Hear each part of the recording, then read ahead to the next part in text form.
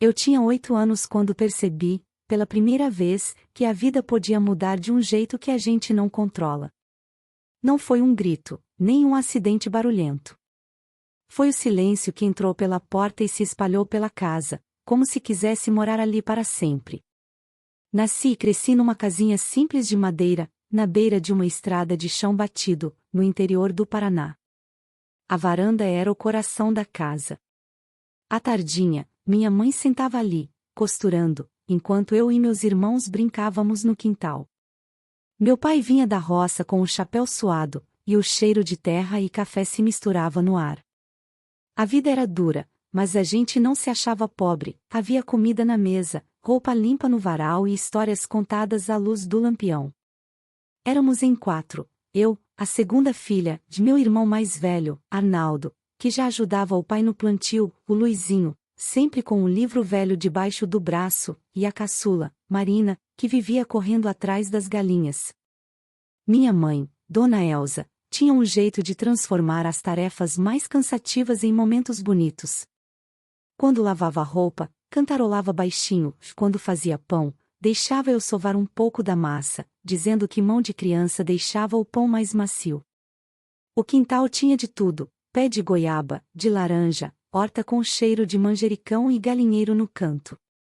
Lembro das manhãs frias, quando o vapor saía da boca e a gente corria para dentro da cozinha, onde o fogão a lenha já estava aceso. Era nesse calor que eu me sentia segura. E era ali que eu achava que nada ruim podia acontecer. Mas naquele inverno, minha mãe começou a se queixar de um cansaço estranho. Não era de reclamar de dor, mas percebi que ela parava mais vezes para sentar, ficava olhando para o nada, esquecia panelas no fogo. Meu pai dizia que era fraqueza e que logo passava. Só que não passou. Num domingo cedo, acordei com a casa quieta demais. Não tinha cheiro de pão assando, nem o barulho das panelas.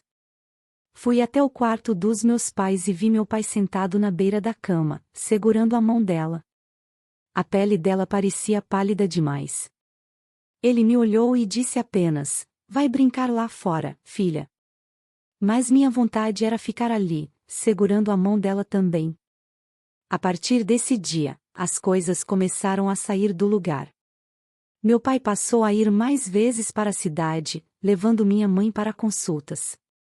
Voltava sempre calado, com um olhar pesado. Eu e meus irmãos tentávamos manter a rotina, mas o silêncio crescia dentro de casa como mato que ninguém arranca. Até que, numa manhã de neblina, as vizinhas chegaram cedo, com expressões sérias e panelas nas mãos. Meu pai nos mandou ficar no quarto. Pela fresta da porta, vi gente entrando e saindo, falando baixo. O cheiro de café forte se misturava com o de vela. Não precisei que ninguém me explicasse. Entendi pelo rosto do meu pai quando ele entrou no quarto, ajoelhou diante de nós e disse, com a voz embargada: "A mãe de vocês descansou."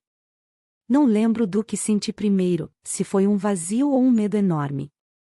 Só sei que, naquele momento, percebi que a casa nunca mais teria o mesmo som. Depois do enterro, a casa parecia outra. As paredes eram as mesmas, o fogão ainda estava no canto, mas tudo soava oco.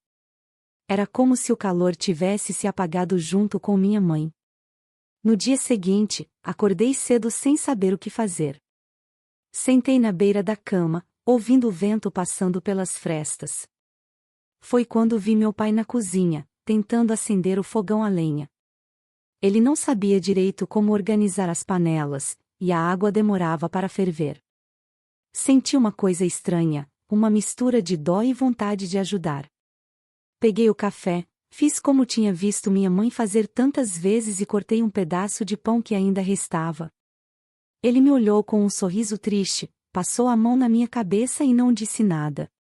A partir dali, comecei a repetir os gestos dela: lavar a louça, varrer o chão, dobrar as roupas. No começo, tudo saía torto, a polenta empelotava, o feijão ficava cru. Mas eu aprendia rápido, porque não tinha escolha. As vizinhas vinham de vez em quando, ensinavam truques, Dona Zilda me mostrou como tirar mancha de roupa com sabão de cinza. Dona Clarice me ensinou a sovar massa sem cansar tanto o braço. Arnaldo assumiu de vez a roça com meu pai. Luizinho se fechou nos livros e quase não falava. Marina chorava à noite, chamando pela mãe, e eu ia deitar na cama dela, abraçava até ela dormir. Senti que, de repente, não era mais só a filha do meio, virei uma espécie de segunda mãe. Mas meu pai, ele mudou. Continuava trabalhando o dia inteiro, mas à noite ficava sentado na varanda, olhando para o escuro. Às vezes, ouvia ele andando pela casa, como se procurasse algo que sabia que não ia encontrar. Era um homem calado, mas que sempre ria das coisas da mãe, que agora, aquele riso tinha desaparecido. Com o tempo, percebi que ele não sabia lidar comigo do mesmo jeito que lidava com meus irmãos. Era como se eu fosse frágil demais, como se precisasse me proteger de algo que ele não dizia. Isso ficava mais claro quando alguém de fora vinha em casa, ele ficava de olho, interrompia conversas, mudava o assunto. Na época, eu não entendia, mas aquela cautela dele tinha um motivo. Foi nesse período que começaram a aparecer parentes distantes, alguns que eu nem lembrava de ter visto.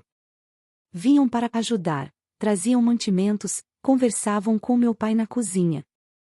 A maioria ia embora no mesmo dia, mas um deles ficou mais tempo, um primo mais velho, filho de uma tia que morava longe. No início, eu achei bom ter alguém diferente por perto. Ele contava histórias engraçadas, sabia fazer brinquedos de madeira, e isso distraía um pouco do peso que a casa carregava. Mas, junto com a presença dele, veio também uma sensação que eu não sabia explicar, um incômodo que eu tentava ignorar. Era um olhar demorado demais, um jeito de se aproximar que me deixava sem graça. Eu não entendia direito, mas percebia que havia algo errado. E, mesmo sem saber o que era, comecei a me trancar mais no quarto, inventar tarefas na cozinha, só para evitar ficar sozinha com ele. Eu não imaginava que essa decisão de me manter afastada acabaria sendo o que me protegeria de algo muito pior. Aquele inverno parecia não ter fim. As manhãs eram frias, e a neblina cobria tudo como um cobertor pesado. Meu pai e Arnaldo passavam o dia na roça, Luizinho ficava no quarto lendo, e Marina seguia grudada em mim. O primo que tinha chegado semanas antes continuava lá. Ele ajudava em algumas tarefas, mas, na maior parte do tempo, andava pela casa como se fosse dono do lugar. Eu evitava ficar sozinha com ele. Era instinto, algo que minha mãe dizia antes de dormir: se alguma coisa te fizer sentir um aperto no peito, se afaste. E eu me afastava. Mas naquele dia, não consegui. Era uma tarde de céu cinzento. As tias estavam na cozinha, o cheiro de canjica enchia a casa. Eu estava no meu quarto, dobrando umas roupas, quando ouvi a porta se abrir devagar. Ele entrou com um sorriso que não combinava com o silêncio da casa. Vim te mostrar uma coisa, disse, fechando a porta atrás de si. Meu corpo ficou rígido. Segurei o pano nas mãos como se fosse um escudo. Ele veio se aproximando, falando coisas que me deixaram confusa, que eu era bonita demais para minha idade, que menina de olho claro não devia desperdiçar o sorriso. Eu queria rir, dizer que era uma bobagem, mas a voz não saía. Quando ele estendeu a mão para tocar meu braço, dei um passo para trás. O quarto parecia encolher. Tentei chegar até a porta, mas ele se colocou na frente. Meu coração batia tão forte que eu ouvia nos ouvidos. É só um carinho, murmurou, como se quisesse me convencer. Antes que pudesse reagir, a porta se abriu de repente. Meu pai estava ali, parado, com o olhar mais duro que já vi. Foram segundos, mas senti que o ar ficou pesado. Ele não falou nada no começo, apenas avançou, agarrou o primo pelo colarinho e o puxou para fora. Segui atrás, assustada, e vi meu pai empurrá-lo no quintal. As tias pararam o que estavam fazendo, vieram correndo. Ninguém entendia direito, mas dava para sentir que algo grave tinha acontecido.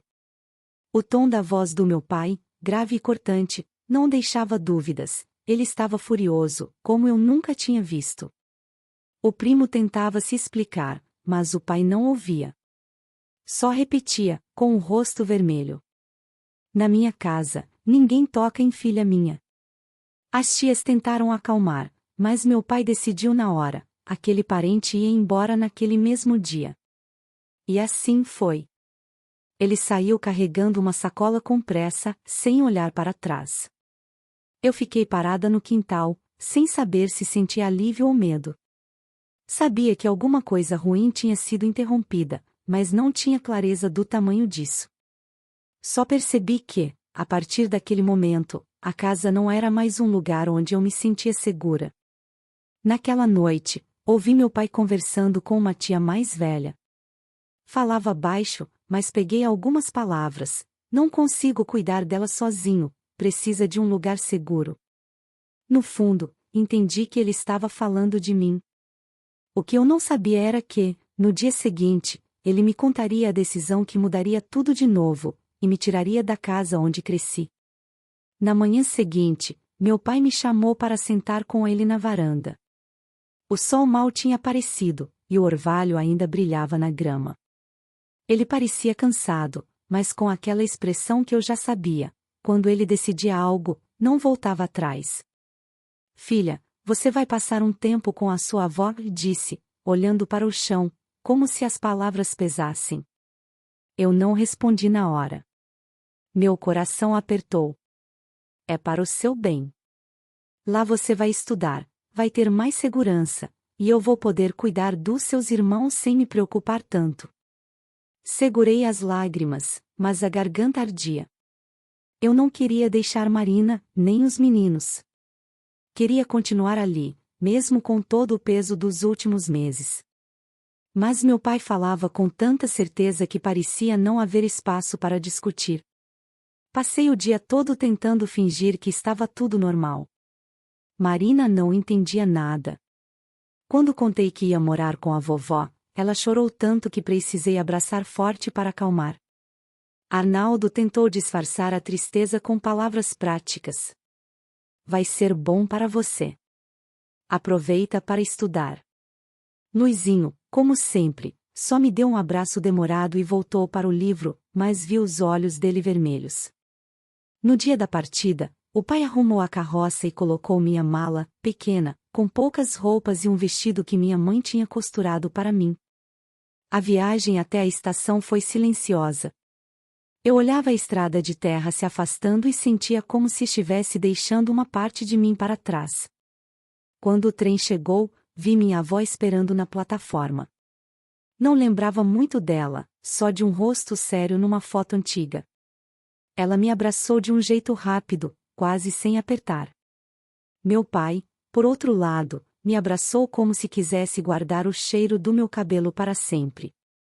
Se cuida, minha filha. Eu venho te ver assim que puder. Entramos no trem. Eu olhava pela janela e via o pai ficando pequeno, até desaparecer. Foi a primeira vez que senti, de verdade, o que era saudade antes mesmo de a distância acontecer. A casa da vovó era grande, com móveis escuros e cheiro de madeira encerada. Tudo parecia limpo demais, organizado demais e frio demais.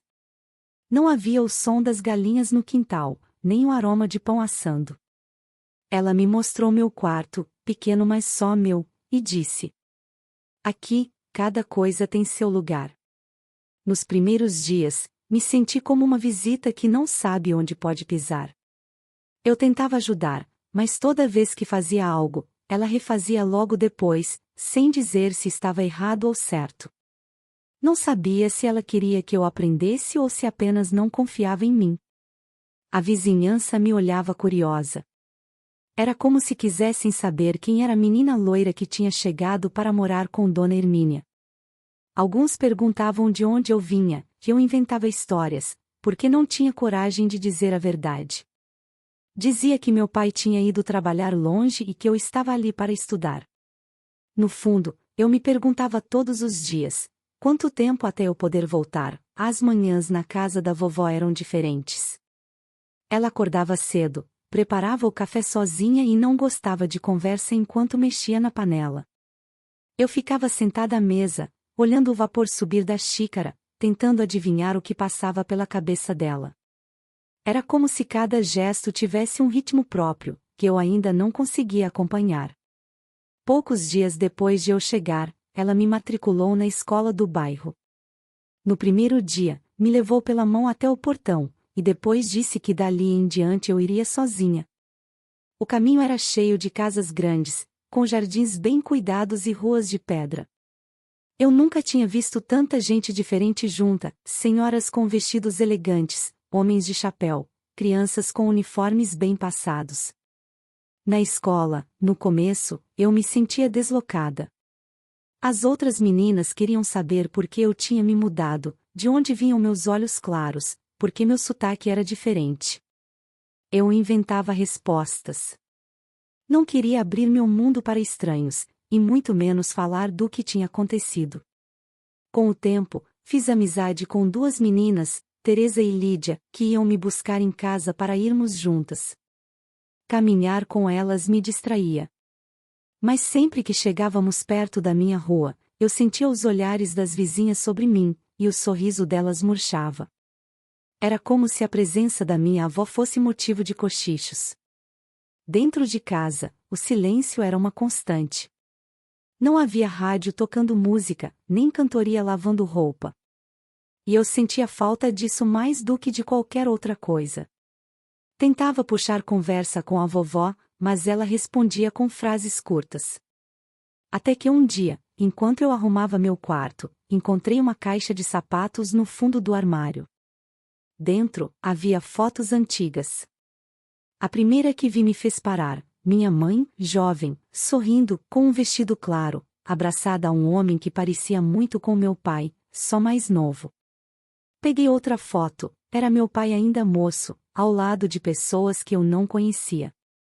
Algumas fotos tinham rostos sérios, outras sorrisos tímidos.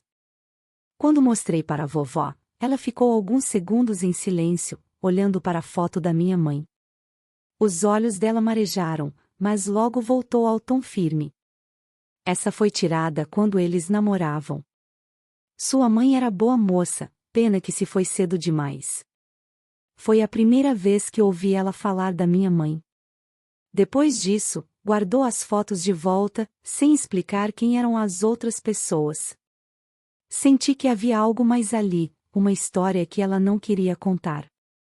Naquela noite, enquanto tentava dormir, fiquei pensando que talvez minha mãe e meu pai não tivessem contado tudo sobre a família. E que, de alguma forma, minha avó carregava um pedaço desse segredo sozinha. Eu ainda não sabia, mas aquele silêncio dela escondia feridas antigas, e algumas delas iriam se abrir de novo no dia em que meu pai ficasse doente. As cartas do meu pai sempre chegavam com cheiro de terra e saudade. Ele escrevia pouco, mas cada palavra parecia escolhida com cuidado, contava da roça, dos irmãos, de como Marina estava crescendo. Eu lia e relia até decorar. Mas, nos últimos meses, as cartas ficaram mais raras. Quem começou a escrever no lugar dele foi Arnaldo. As palavras eram mais diretas, quase sem enfeites. Foi numa dessas cartas que li a frase que me fez sentir um frio na espinha. O pai está doente. Não é coisa leve. Corri para mostrar à vovó. Ela leu devagar, com o senho franzido. Depois, deixou a carta sobre a mesa e ficou em silêncio por um tempo que pareceu longo demais. Quando finalmente falou, foi com uma firmeza que me surpreendeu. Temos que ir. Eu sabia que sair da cidade para ela não era simples. Vovó não era de viagens, muito menos para o interior. Mas naquela manhã, ela arrumou as malas com a mesma precisão com que arrumava a cozinha, cada coisa dobrada, cada detalhe pensado.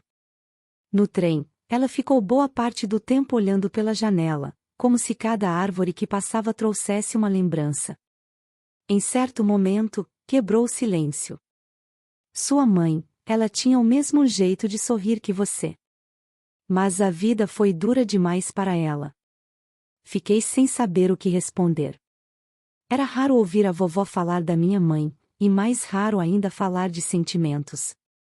Quando chegamos, vi meu pai deitado na cama, mais magro, o rosto abatido, mas com os olhos iluminados ao me ver. Segurei a mão dele com força. Minha menina, você veio. Os irmãos estavam diferentes. Arnaldo, mais homem do que eu lembrava, Luizinho, com a postura ainda mais séria, e Marina, já mocinha, mas com o mesmo jeito de me abraçar como quando era pequena. Foi também nesse reencontro que vi algo inesperado, tia Berenice, irmã do meu pai. Eu sabia que ela e a vovó não se falavam há anos. Mesmo assim, quando se viram, ficaram um tempo em silêncio, depois se abraçaram chorando. Nos dias seguintes, a vovó assumiu o comando da casa como se nunca tivesse saído dali. Preparava chás, organizava horários, insistia para que o pai tentasse se levantar um pouco mais a cada dia. Era impressionante como ela sabia o que fazer, como se estivesse cuidando de alguém que já cuidara antes. À noite, quando a casa estava quieta, ouvi uma conversa dela com o pai. Não entendi tudo, mas ouvi frases como "não quero perder mais ninguém" e "já basta o que aconteceu no passado". Aquele passado parecia uma porta fechada, mas eu sabia que, mais cedo ou mais tarde, ela ia se abrir. Eu não imaginava que, junto com a melhora do meu pai, viria também a revelação que explicaria o silêncio da minha avó, e como ele estava ligado à nossa família muito antes de eu nascer. Foi numa tarde silenciosa, enquanto o pai descansava, que a vovó me chamou para sentar na varanda. O vento trazia cheiro de terra molhada, e o barulho distante das galinhas me fez lembrar da minha infância antes de tudo mudar. Ela ficou olhando para o quintal por alguns segundos antes de falar. Catarina, você já se perguntou por que eu e sua tia Berenice passamos tantos anos sem nos falar? Assenti devagar. Nunca tinha coragem de perguntar, mas sempre percebi que havia uma ferida aberta entre as duas. Isso começou antes de você nascer, ela disse, a voz mais baixa. Quando eu me casei com seu avô, ele já tinha filhos do primeiro casamento. A Berenice era a mais velha. No começo, ela não me aceitava. Achava que eu estava ali para tomar o lugar da mãe dela. Fez uma pausa, como se procurasse forças para continuar. A vida foi se ajeitando aos poucos. Eu criei todos como se fossem meus, e logo vieram os filhos que tive com seu avô, incluindo seu pai. Parecia que estávamos formando uma família de verdade, até o dia do acidente. Os olhos dela ficaram marejados, e por um instante achei que ela fosse parar. Mas respirou fundo. Era um dia de trabalho normal na olaria da minha família. Um trator perdeu o controle e atingiu 4 homens. Entre eles, 3 filhos do primeiro casamento do seu avô. Todos morreram. Eu fiquei sem fala. Nunca tinha ouvido nada disso. A Berenice me culpou. Disse que, se não fosse por mim, eles não estariam trabalhando ali. Ela perdeu quase toda a família de uma vez, e eu perdi a dela. Olhou para mim com um cansaço que não era só físico. Desde então, cada vez que penso em perder alguém, sinto como se estivesse revivendo aquele dia. Foi por isso que, quando soube do que aconteceu com aquele seu primo, eu sabia que não poderia te deixar ali.